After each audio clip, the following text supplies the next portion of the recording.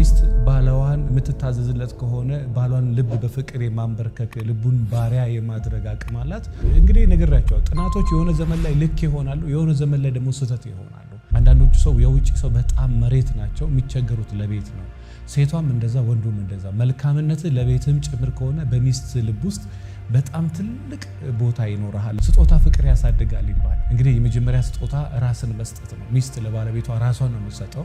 ሴት ሆና ልክ ሲያባብላት የሚብስባት ሴት አለች፣ ወንድ ሆኖ ስታባብለው የሚብስበት ወንድ አለ።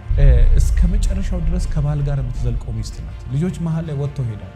ቅድም ብያቸዋለሁ። በፍቅር ያለወጥካትን ሚስት በዱላ በስድብ በንቀት አትለውጣት። ሰላም ጤና ይስጥልን፣ እንደምን አላችሁ የመልሕቅ ቤተሰቦች? ዛሬም በአዲስ ሀሳብ መጥቻለሁ። እስከ መጨረሻው ድረስ እንድትከታተሉ መልእክቴ ነው። ለዚህ ዩቲዩብ ቻናል አዲስ የሆናችሁ ሰብስክራይብ እንድታደርጉ፣ ላይክ እንድታደርጉ፣ ኮሜንት እንድታደርጉ፣ ለሌሎች ለዘመድ ለጓደኛ ለቤተሰብ ሼር እንድታደርጉ መልእክቴ ነው።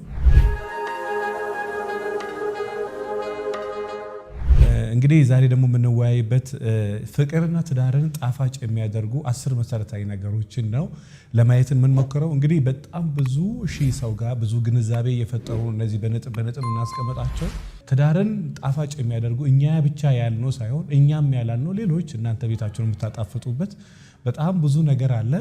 እኔ ግን እነዚህ ብዬ ጽፍላችኋለሁ። እናንተ ግን ቤት አጀንዳችሁ ላይ በደንብ ጻፉና እነዛን ጨምራችሁበት አድርጉ። ወንድንም የሚመለከት ሴትንም የሚመለከት ነው። በፍቅር ህይወት ውስጥ ካላችሁ አሊያም ደግሞ በትዳርም ካላችሁ ቤታችሁን ወይ ደግሞ ፍቅር ህይወታችሁን ጣፋጭ የሚያደርጉ 10 ነገሮች አሉ። ከነሱ ውስጥ 10ሩ እንግዲህ ታዛዥነት ነው። ሚስት ባለዋን የምትታዘዝለት ከሆነ ባሏን ልብ በፍቅር የማንበርከክ ልቡን ባሪያ የማድረግ አቅም አላት። ባልም ደግሞ ሚስቱን የሚታዘዝላት ከሆነ የምትለውን እሺ የሚል ከሆነ ልቧን የማሸነፍ አቅም አለው። በነገራችን ላይ ከዚህ በፊት ሳይኮሎጂ ናቸው ተብሎ ሰውን ማንገላታት፣ በሰው ነፍስ መጫወት እንደ ፍልስፍና እንደ ሳይኮሎጂ ታይቶ በቃ እኔ ጋር ራሱ ሊማከሩ ሲደውሉ ሳይኮሎጂዋ ስለገባኝ ይላሉ። ምንድነው ሳይኮሎጂ የሚሉት ነገር ግን አላወቁትም። እና መታዘዝ መልካም መሆን ሚስትን በጣም የሚያከፋ አድርጎ ነው የሚያስቡት። እንግዲህ ነግሬያቸዋለሁ። ጥናቶች የሆነ ዘመን ላይ ልክ ይሆናሉ፣ የሆነ ዘመን ላይ ደግሞ ስህተት ይሆናሉ። ስለዚህ ምናልባት ትናንትና የሰማችሁት ነገር ካለ ቀይሩት። በመንገላታት በመሰደብ በመረገም ሰላም የሚሆን ቤት የለም። ሌላው ቀርቶ በፍቅር ያልቻላችሁት ቤት ካለ በፍቅር ሞክረ ካቃተ በፍቅር ያለወጥካትን ሚስት በዱላ አትለውጣት። በፍቅር ያለወጥካትን በስድብ አትለውጣት። ሞክረሽ እምቢ ካለ ከአቅምሽ በላይ ከሆነ ወይ መቀበል ወይ እርዳታ መጠየቅ እንጂ ባለቤትሽን መስደብ፣ መቆጣት፣ ኃይለኛ መሆን፣ ሌላ ሴት መሆን ጭራሽ ሌላ አጀንዳ እንዲመጣብሽ ያደርጋል እንጂ ትዳርሽን ሰላም አያደርጉም። ስለዚህ ምናልባት በፊት ሲወሩ የነበሩ ውሸት የሆኑ ነገሮች ካሉ እንድትቀይሯቸው ጭምር ስለምፈልግ ነው። ታዛዥ ሴት ባለቤቷ ዘንድ ተወዳጅ ናት። በጣም ታዛዥ ወንድ ሚስቱ በጣም ተወደዋለች። ከዛ ውጭ ደግሞ መልካምነት ለውጭም ሰው አንዳንዶቹ ሰው የውጭ ሰው በጣም መሬት ናቸው፣ የሚቸገሩት ለቤት ነው። ሴቷም እንደዛ ወንዱም እንደዛ። መልካምነት ለቤትም ጭምር ከሆነ በሚስት ልብ ውስጥ በጣም ትልቅ ቦታ ይኖርሃልና ይሄን በደንብ አስብበት፣ ወይ ደግሞ አንቺም በደንብ አስቢበት። መልካምነት ራሱን የቻለ ትልቅ ዋጋ አለው። ከዛ ውጭ ደግሞ ስጦታ ፍቅር ያሳድጋል ይባላል። እንግዲህ የመጀመሪያ ስጦታ ራስን መስጠት ነው። ሚስት ለባለቤቷ ራሷን ነው የምትሰጠው፣ ባልም ለሚስቱ ራሱ ነው። ከራስ ቀጥሎ ግን በወር 1 ቀን ለሚስት ስጦታ ብትሰጥ በአመት 12 ቀን ስጦታ የምትሰጠው። በወር 1 ቀን ለባለቤትሽ የእራት ግብዣ ብታረጊ፣ ሰርፕራይዝ ብታረጊ፣ የሆነ ነገር ብታረጊለት በእርግጠኝነት ቅር እያለውም በሄድ እዛ ሲደርስ ቦታውን ይወደዋል፣ ነገ መዝናናቱን ይወደዋል። እና በተቻለ መጠን ስጦታ ፍቅር ያሳድጋል። ለሚስት ስጥ ፍቅሯ ያድጋል፣ ለባለቤትሽ ስጪ ፍቅሩ ያድጋል። እና ስጦታም አንዱ ፍቅርና ትዳርን ከሚያሳምረው አንዱ ነው።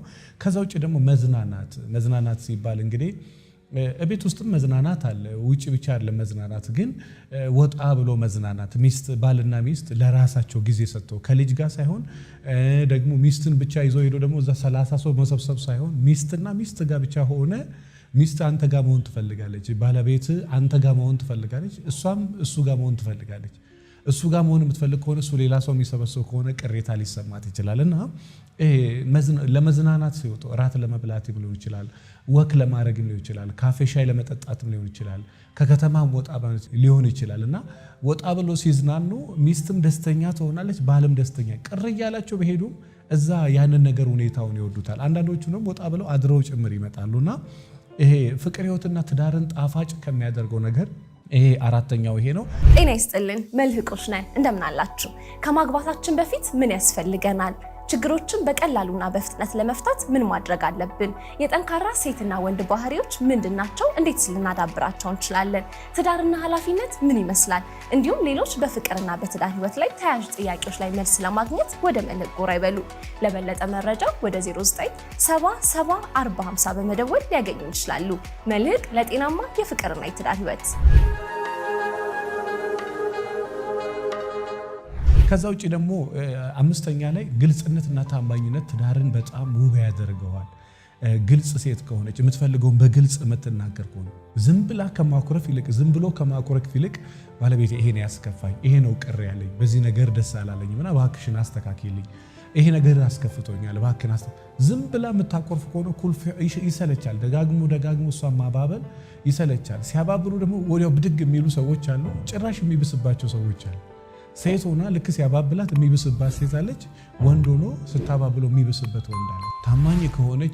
ታማኝ ከሆነ ግልጽ ከሆነ ቤቱ በጣም ያማረ የሰላም ቤት የፍቅር ቤት ነው የሚሆነው። ስለዚህ በተቻላችሁ መጠን ይሄ ታማኝና ግልጽ ሆኖ ትዳርህን ከሚያሳምረው ወይ ደግሞ የፍቅር ህይወታችሁን ከሚያሳምር ነገር አንዱ ይሄ ግልጽነትና ታማኝነት ነው። ታማኝነት በተለይ ራሱን የቻለ እንትን አለው። ከዛ በተረፈ ደግሞ እሷ ፈጣሪ አይደለችም፣ የውስጥህን አታውቅም። እሱ ፈጣሪ ያለ የውስጥሽን አያውቅምና የምትፈልጊው ነገር በግልጽነት ንገሪ። ቅር ያሰኝሽን ነገር ቢቀበልም ባይቀበል በግልጽ ተናገሪ፣ በግልጽ ተናገር። አንዳንድ ሰው የአንጀቴን በአይል እኮ ሰው ይገባባል ለምን እዛ ደረጃ እስኪደርስ ድረስ አትሊስት የሆነ ነገር ማድረግ አለብሽና በተቻላችሁ መጠን ይሄ ግልጽና ታማኝነት የፍቅር ህይወትና የትዳርን ያሳምራል። ከዛ በተረፈ ደግሞ ጊዜ መሰጣጠት፣ ሚስት ለባሏ ጊዜ ከሰጠችው ባል ደግሞ ለሚስቱ ጊዜ ከሰጣት በእርግጠኝነት ያ ትዳር ትንሽ አንድ ስቴፕ ወደ ላይ ማደግ ይጀምራል። ኖ ስራ አለብኝ ገንዘብ ነው እንዲሆን እንዲምንል ከሆነ ግን ገንዘቡን እናባርርና መያዝ ያለብንን ገንዘብ እንይዛለን። በነገራችን ላይ አንድ ነገር ልንገራችሁ፣ እስከ መጨረሻው ድረስ ከባል ጋር የምትዘልቀው ሚስት ናት። ልጆች መሀል ላይ ወጥተው ሄዳሉ።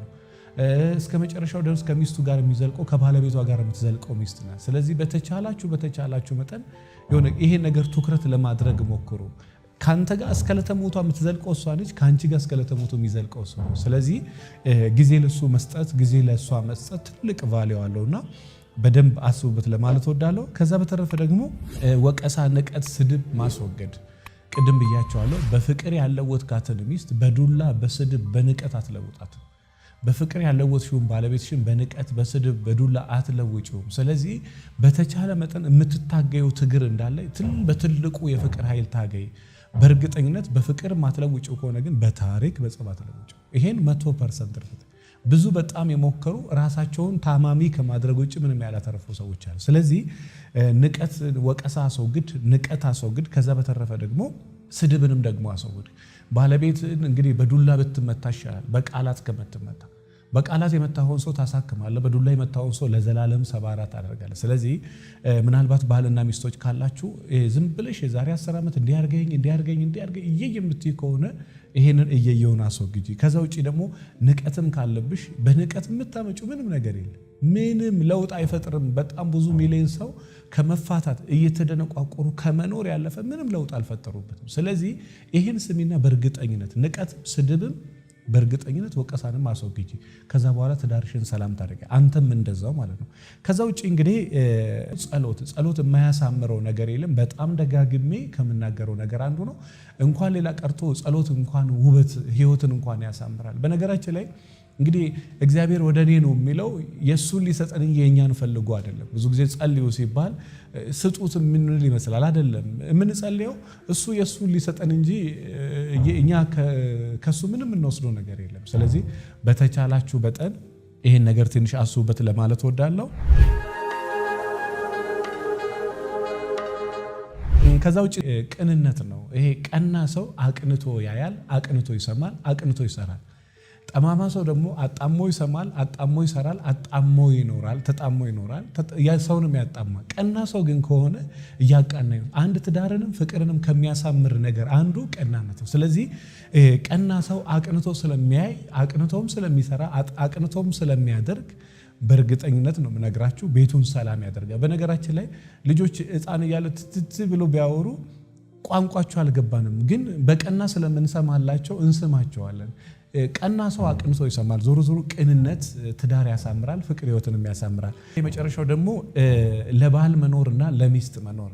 እንግዲህ ባል ለሚስቱ የሚኖር ከሆነ፣ ሚስት ለባሏ የምትኖር ከሆነ፣ ፍቅረኛ ለፍቅረኛዋ የምትኖር ከሆነ፣ እሱ ለእሷ የሚኖር ከሆነ በጣም የፍቅር ህይወታቸውና የትዳር ህይወታቸው ያማረ ይሆናል። ስለዚህ እነዚህን 10 መሰረታዊ ነገሮች በደንብ አስቡበት። ትዳራችሁን ጣፋጭ፣ ቤታችሁን ጣፋጭ፣ የፍቅር ህይወታችሁን ጣፋጭ ያደርገዋል። ሰላም የሆነ ቤት ከጭቅጭቅ ወደ ሰላም፣ በጣም ከንትርክ ወደ ሰላም ቤት ትመጣላችሁ። ይህን ትንሽ አስቡበት ለማለት እወዳለሁ። እንግዲህ ለዚህ ዩቲዩብ ቻናል አዲስ የሆናችሁ ሰብስክራይብ አድርጉ። ቪዲዮንም ለሚስቶቻችሁ፣ ለጓደኞቻችሁ፣ ለዘመዶቻችሁ፣ ለእህቶቻችሁ፣ ለወንድሞቻችሁ፣ ለእናት አባቶቻችሁ ሳይቀር ላኩላቸው። 2017 በጣም ትልቅ እቅድ አለን። በብዙ ፕሮግራሞች ወደ እናንተ እንመጣለን። ተወዱታላችሁ ብለን ተስፋ እናደርጋለን። አመሰግናለሁ። በጣም ስለ ትዳሬ መማከር እፈልጋለሁ ምትሉ ካላችሁ ውጭ ሀገርም ክፍለ ሀገርም አዲስ አበባም ያላችሁ በኦንላይን እና በስልክ በአካል ስልጠና መማከር መውሰድ ትችላላችሁ። 09774050 ላይ ደውሉ። እንዲሁ ደግሞ ማህበራት ካላችሁ ስለ ትዳራችን መማከር እንፈልጋለሁ ምትሉ ካላችሁ ያላችሁበት ድረስ መጥቼ የተወሰኑ ማህበራት ካላችሁ የትም ቦታ ላስተምራችሁ ስለ ትዳር ስለ ፍቅር ህይወት ልንወያይ በጣም ፈቃደኛ ነኝ። ይሄን ቪዲዮ ለዘመድ ለጓደኛ ለቤተሰብ ላኩላቸው። 09774050 ላይ ደውሉ። የትዳር ሐኪም መጽሐፍን አንብቡ። አመሰግናለሁ በጣም